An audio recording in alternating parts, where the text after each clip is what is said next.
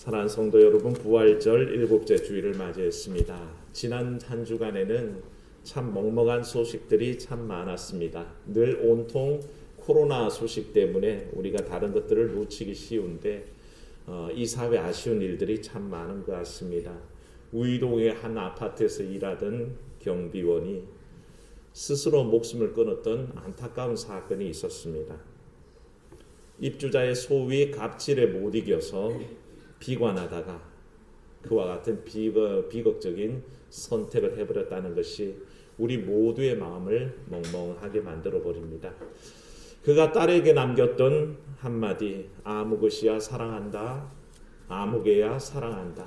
그렇게 두 딸에게 마음을 남기고 세상을 떠날 때는 어떤 마음이었을까 싶습니다. 하나님 허락하신 대로 이 생을 다 살아야 되는데 그렇지 못하고 중간에 사랑하는 자녀들에게 또 사랑하는 형제들에게 이별을 구해야 된다는 거 얼마나 슬픈 일인지 모르겠습니다. 뒤에 남는 사람들은 그 아픔을 오롯이 다 감당해야 합니다. 그리고 남겨두고 떠나가는 그 마음도 그에 못지않게 아픔이 있다라고 저는 생각합니다. 일반인들의 삶에 그러할 때에 순교자들, 어떤 극단적인 자기 마음속에 신념을 가진 사람들은 어떨까라는 생각을 해봅니다. 곧 있으면 순교자 기념주일이 다가오는데요. 사랑하는 가족들을 남기고 순교의 길을 가는 그 마음이 영광으로만 가득 찼을까요? 아니면 인간적인 아픔도 가지고 있었을까요? 라고 생각할 때에 똑같은 마음을 가지고 있었습니다. 제가 늘 존경하는 주기철 목사님 설교집을 오랜만에 끄집어내 봤는데 늘 소개드리지만 5종목의 나의 기도 속에 그 설교를 다시 읽어봤습니다. 순교의 길을 예감하면서 주 목사님께서 5가지 기도 제목으로 기도하는 중에 첫 번째는 죽음의 권세를 이기게 하옵소서. 아무리 순교에 그런 예감이 있더라도 끝까지 이기게 하옵소서 하는 게 첫 번째 기도였고요. 두 번째가 장기간의 고난을 이기게 하옵소서.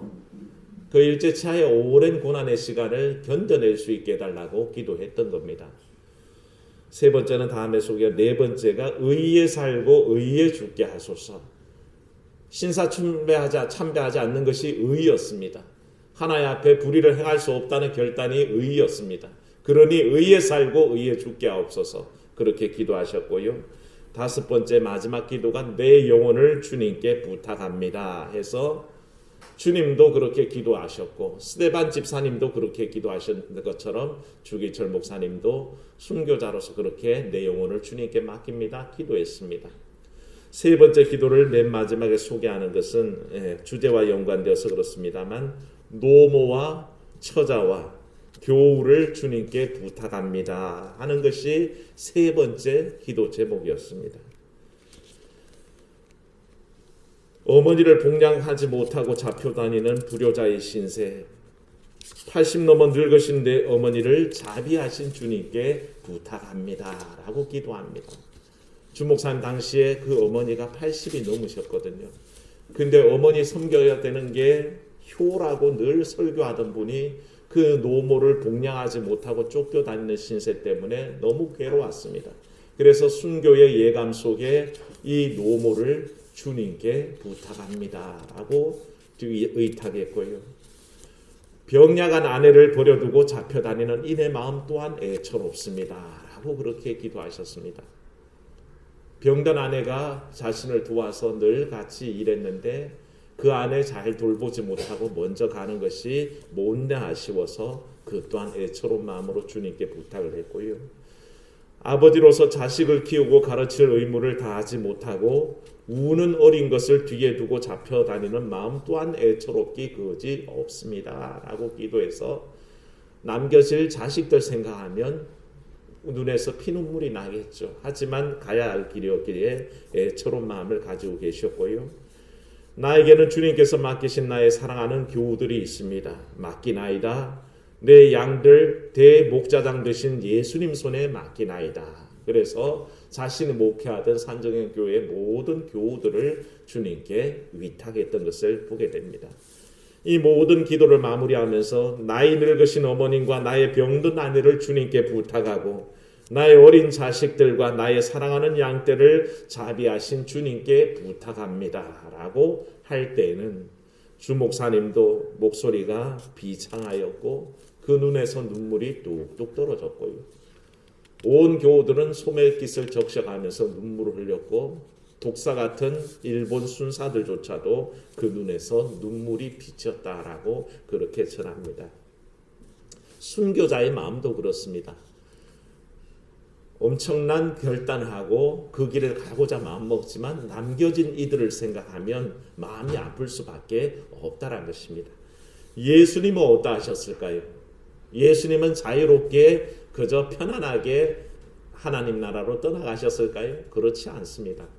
예수님은 십자가에 달려 계실 때에 십자가 아래에서 눈물 어린 눈으로 쳐다보는 육신에 모친 마리아를 보셨습니다. 가슴이 미어질 것 같았습니다. 그래서 곁에 서 있던 사랑하는 제자에게 부탁합니다. 그 여자 제자를 보면서 어머니에게 말하기를 여자여 보소서 아들이니라. 그래서 사랑하는 제자 요한을 아들이라고 소개를 해주시고 그 제자에게 이르시되 보라 내 어머니시다. 그렇게 해서 그 어머니를 사랑하는 제자 요한에게 맡기셨던 것을 봅니다. 그 이후로 이 요한이 모친을 모셔다가 일평생 수종들었다고 성경이 전하고 있습니다. 주님도 십자가의 죽음 가운데 사랑하는 어머니를 그의 제자에게 맡겼던 그 마음을 봅니다. 그 마음이 오늘 다시 우리 읽은 말씀 속에서 나타나는 것을 봅니다. 오늘 말씀의 위치는 참 독특합니다. 예수님께서 유월절 마지막 식사를 하신 다음에 제자들과 식사하신 후에 아주 긴 설교를 하셨습니다. 아마 사복음서 중에 이 요한복음의 설교가 가장 긴 설교일 텐데 이 마지막 설교의 요지는 이렇습니다. 첫 번째가 나는 길이요 진리요 생명이다 라는 주제로 요한복음 14장 1절에서 24절까지 설교가 이어졌고요. 그 뒤에 이어서 보혜사 성령에 관해서 설교를 하시며 내가 떠나가면 보혜사 진리의 영이 너희와 함께 할 거다라고 약속을 하셨습니다. 이어서 나는 포도나무요 너희는 가지다. 그러니 너희는 나와 붙어서 살아야 한다. 그래야 살 수 있다라고 설교를 하셨고 네 번째가 성령이 하시는 일에 관해서 자세히 가르쳐 주셨습니다. 그리고 마지막에 내가 세상을 이겼다 하시는 말씀으로 비록 본인이 고난당하실 것을 아셨지만 부활로 승리하실 것을 마지막으로 선포하신 다음에 17장에 딱 들었으면 이 모든 것을 정리하는 기도를 하셨습니다. 그래서 요한복음 17장 전체가 예수님의 기도문인데 그 기도문의 핵심으로 저희가 꼽고 싶은 것이 바로 오늘 읽은 말씀입니다. 나는 세상에 더 있지 않습니다. 그러나 저들은 세상에 남아 있습니다. 그러니 하나님 저들을 보존해 주시옵고 저들을 하나 되게 하여 주시옵소서. 그게 예수님의 기도의 핵심이었습니다. 주님은 떠나가신다는 생각 속에 남아있는 자들을 위한 기도를 잊지 않으셨습니다. 나는 하나님 곁에 가지만 성부이신 하나님과 더불어 있게 되지만 저 남아있는 주의 백성들, 저 남아있는 사랑하는 제자들 주의 손에 맡기나이다 맡아 주시옵소서. 그게 예수 그리스도의 피 끓는 기도시였습니다. 그래서 첫 번째 기도의 제목이 아버지여 그들을 보존해 주소서라고 기도하고 있습니다. 이 보존해 주소서라는 뜻이 뭔지를 생각하려면 12절 말씀을 같이 읽어봐야 됩니다. 12절 읽습니다. 시작. 내가 그들과 함께 있을 때에 내게 주신 아버지의 이름으로 그들을 보존하고 지켰나이다. 아멘. 예수님께서 우리와 더불어 있을 때 행했던 모든 일이 내가 그들을 보존하고 지키었습니다. 라고 얘기합니다. 무슨 뜻입니까? 주님께서 이 땅에 공생애를 지내는 동안에 갇힌 자 풀어주시고 억눌린 자 풀어주시고 그 눈물에 눈물 닦아주시고 병자를 고치시고 배고픈 이에게 먹여주시고 그 모든 일을 행하신 이유가 보존하시기 위해 지키시기 위한 일이었다는 것입니다. 주님은 그 일을 3년 공생애 내내 애써서 행하셨습니다. 어떤 이들도 그냥 지나가신 적이 없습니다. 보시면 민망하셨고 보시면 불쌍하셨고 보시면 긍휼히 여기셨습니다. 오늘도 그런 주의 사랑이 보존하시는 능력이 지키시는 은혜가 여러분과 함께 하시기를 축원합니다. 한 주 내내 여러 가지 기도 제목이 있었습니다. 편찮으시는 이들 위해서 기도할 수밖에 없었고, 조혜진 집사님, 친아버님 뇌출혈로 쓰러지신 일로 기도할 수밖에 없었고요. 김금래 집사님 또 다리 수술한 것 때문에 기도할 수밖에 없었습니다. 우리 서정남 권사님 대상포진 걸리셨다 그래서 또 온 교회가 함께 기도하며 보냈습니다. 그 외 많은 기도들로 우리는 늘 이 하나님께서 은혜 가운데 인도해 주옵기를 기도할 수밖에 없었습니다.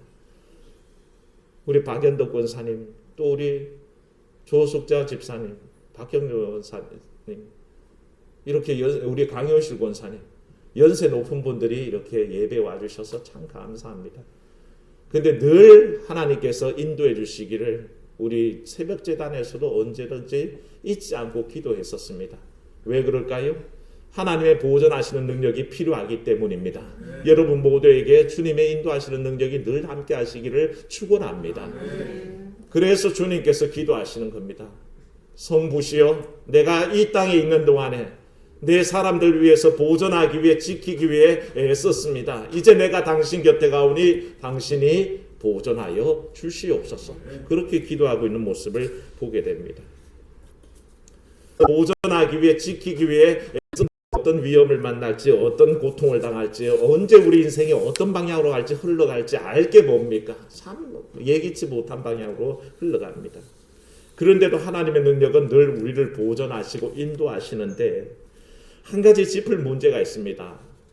고린도서에 보면 사도 바울이 기도할 때에 자기 삶 속에 일어난 일들을 가지고 고백하며 기도했었습니다만, 고린도후서 11장 23절로 27절을 보면 내가 수고를 넘치도록 하고 옥에 갇히기도 더 많이 하고 매도 수없이 맞고 여러 번 죽을 뻔하였으니 유대인들에게서 40에서 하나 감한 매를 5번 맞았으며 3번 태장으로 맞고 1번 돌로 맞고 3번 파선하고 일주야를 깊은 바다에 지냈으며 여러 번 여행하면서 강의 위험과 강도의 위험과 동족의 위험과 이방인의 위험과 시내의 위험과 광야의 위험과 바다의 위험과 거짓 형제 중의 위험을 당하고 줄이며 목마르고 여러 번 굶고 춥고 헐벗었노라. 그렇게 고백합니다.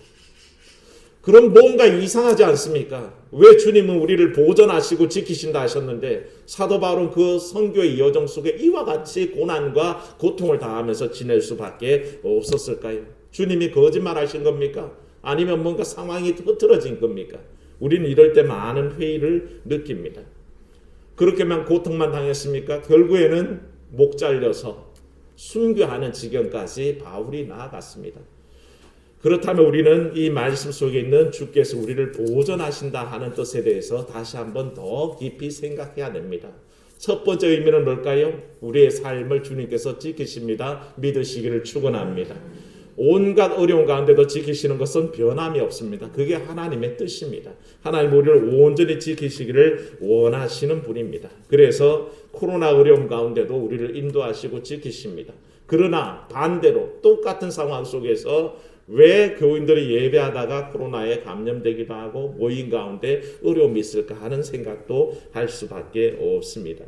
주님은 남겨진 자를 위해서 보존되기를 기도하는데 그 지키시는 게 하나님의 뜻이고 그게 1차적인 예수님의 뜻입니다.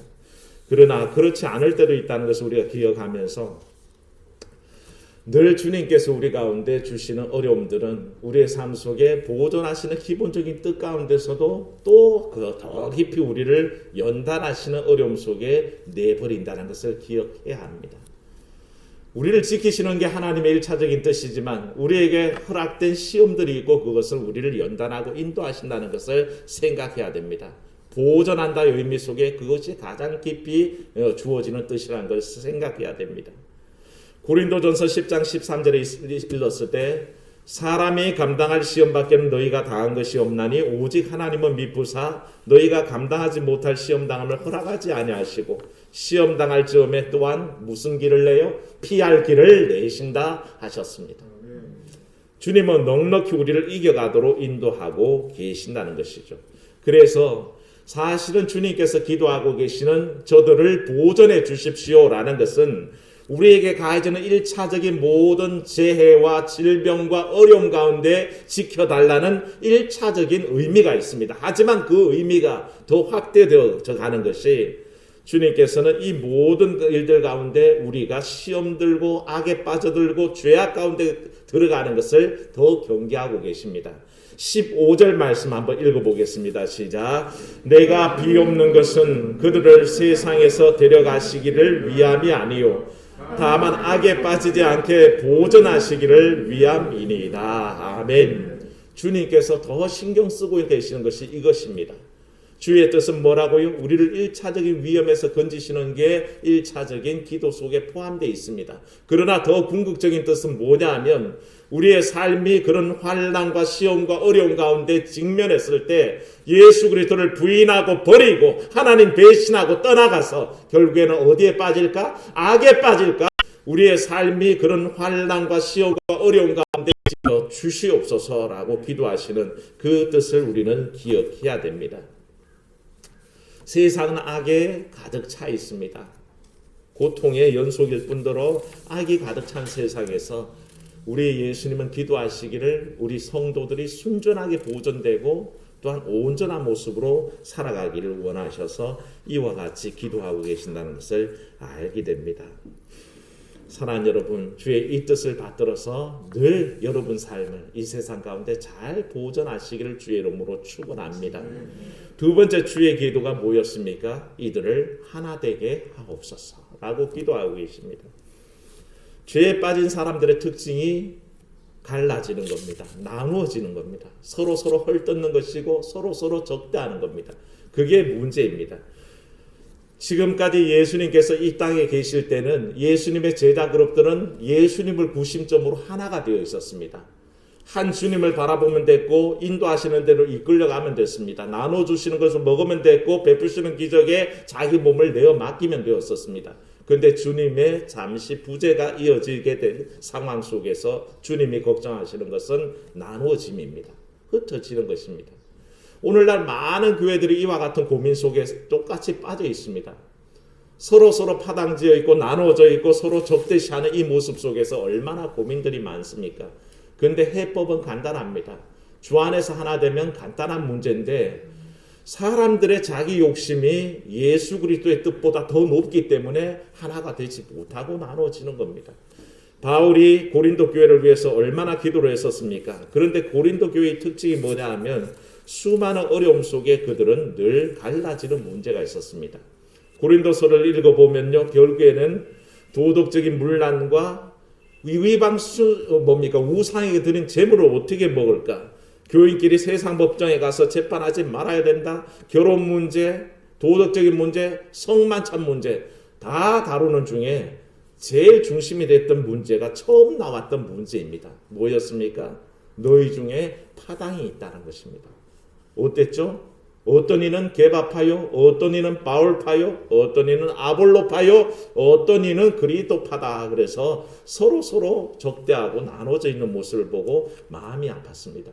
그게 사실은 그 당시의 교회의 문제고 예수님이 지금 걱정하시며 기도하는 남겨진 자들을 위한 기도의 핵심 중에 하나란 것입니다.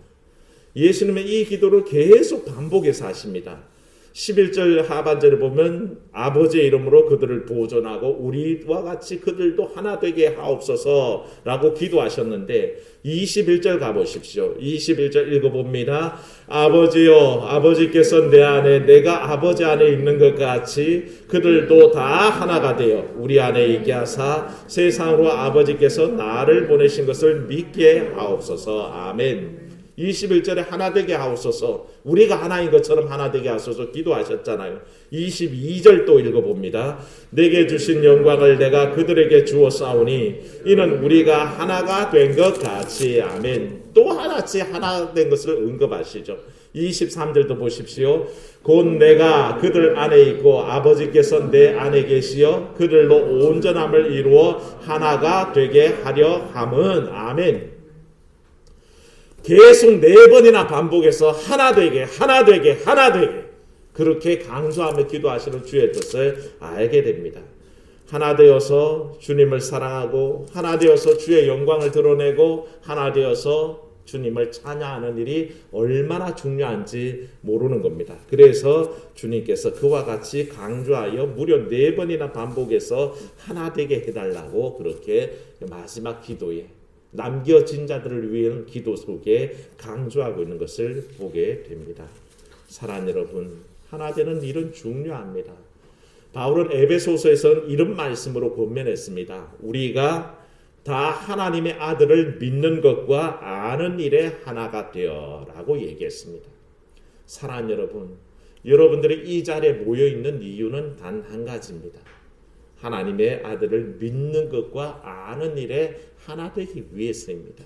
그게 기본입니다. 그게 되지 않는다면 어떤 교회도 어떤 성도들의 모임조차도 무의미하다는 것을 알아야 됩니다. 그러므로 사랑하는 여러분, 우리가 온 힘을 다해서 주님께서 남겨진 자들을 위해서 기도했던 그 기도를 생각하며 그 뜻을 이루어 가야 되는 것입니다. 주님은 이 떠남 속에서도 저는 사실 생각합니다. 별로 걱정하시지는 않았다라고 생각합니다. 왜냐하면 남겨진 제자들을 믿기 때문입니다. 함석헌 선생이 남겼던 시 한 구절을 읽어드립니다. 말리길 나서는 길, 처자를 내맡기며 마음 놓고 갈 만한 사람, 그 사람을 그대는 가졌는가? 온 세상이 다 나를 버려 마음이 외로울 때도 저 마음이야 하고 믿어지는 그 사람을 그대는 가졌는가? 탔던 배 꺼지는 시간, 구명대 서로 사양하며 너만은 제발 살아다오 말할 그 사람을 그대는 가졌는가?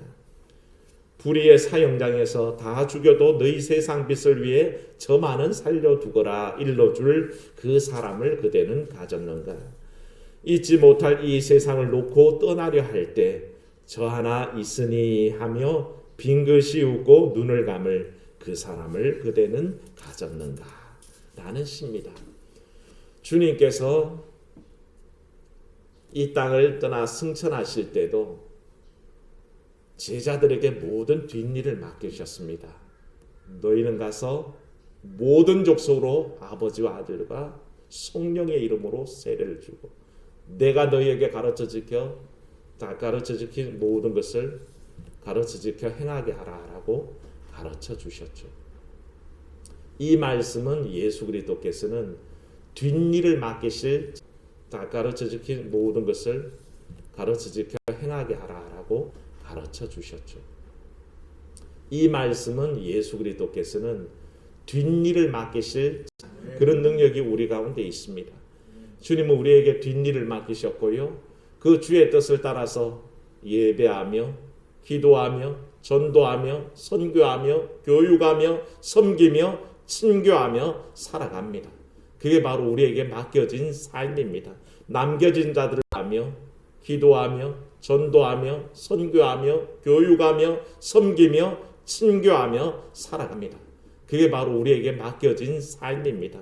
남겨진 자들을 위한 주의 기도가 바로 이와 같은 삶을 유지하고 우리도 시험거리에 떨어질 때가 있고 연약해질 때가 있습니다. 그때마다 주님께서는 바로 이 하나님의 능력 가운데 우리를 맡긴 줄로 믿습니다. 그러니 사랑하는 여러분, 조금 힘에 겹고 조금 부족해지고 조금 연약할 때라도 절대 걱정하지 마십시오.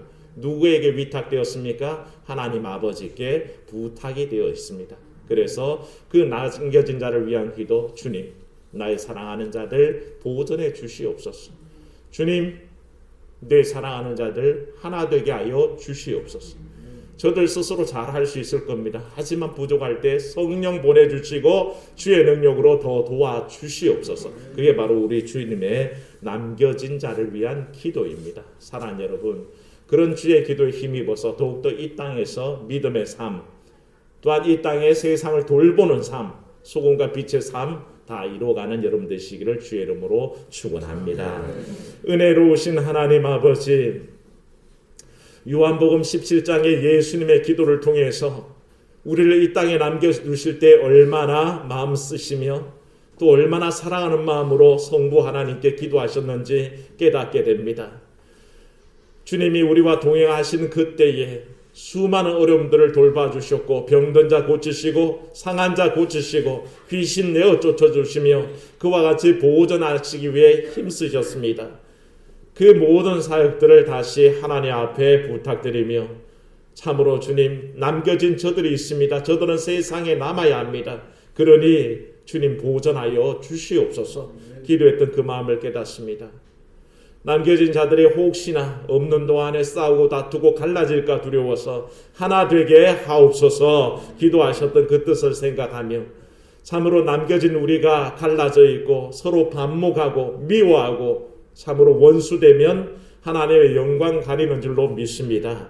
이 주의 뜻을 생각할 때에 온전히 하나님을 아는 것과 믿는 일에 하나 되는 우리가 되게 주님 도와 주시옵소서. 그래야 주님 보시기에 어떤 모습으로도 온전하게 되게 하시고 참으로 언젠가 주님께서 우리를 그 뒷길을 맡겨두셨을 때에 빙그레 웃음 지으시며 너희들이라서 맡길 수 있었다라는 그런 귀한 칭찬 듣도록 인도하여 주시옵소서. 주 예수님 이름으로 기도하옵나이다. 아멘.